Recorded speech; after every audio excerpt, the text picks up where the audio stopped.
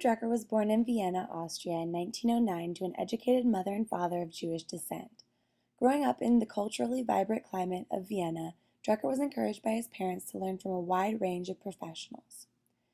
In 1931, he received his doctorate in international and public law from Frankfurt University in Germany. During this time, Hitler was emerging as a leader in Germany. Drucker was able to recognize the danger in centralized power as exemplified by Nazi Germany, which ultimately laid the foundation for his perspective on modern management. He moved to London in 1933 to escape Hitler's wrath. While in London, he married Doris Schmitz and they moved to the United States in 1937. Once in the United States, Drucker introduced new ideas in management, including the idea of decentralization and viewing the corporation as a human community. He also argued that the substance of a leader was far more important than their charisma. His development of new concepts and ability to foresee future impediments to business is what made him arguably the inventor of modern management. Drucker was a professor teaching at several prominent universities before joining Claremont Graduate School in 1971. In 1987, the university named their management school the Peter F. Drucker School of Management in his honor. Drucker was also a talented writer, writing 39 books in his lifetime.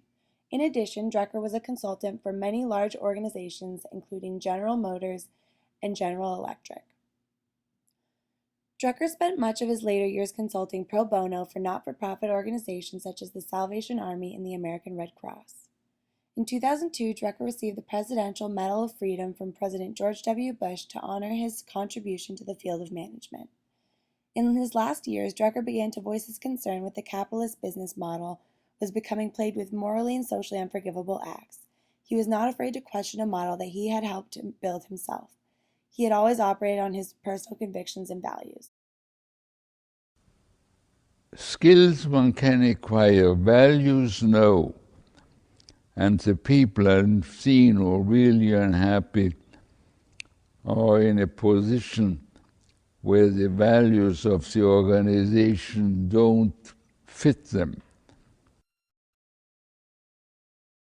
Peter modeled what he taught. He was a mentor of leaders. But the antidotes to those three great traps of leadership are integrity, humility, and generosity. And Peter modeled all three. Integrity means it's all integrated. What you see is what you get. That the way you act with your children is the way you act with your employees, is the way you act with your friends on the golf course and everywhere else. That you don't wear masks, you're not a hypocrite, you're not a phony, but you are the real deal. When leaders lack integrity, it affects the entire business. Peter was wise enough to know he could learn from anybody, and he was a master at asking questions. And I said, I know the secret of this man's greatness.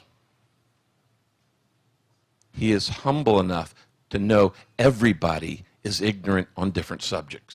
Peter's life was a life of wholeness. He was the most Renaissance man I've ever met.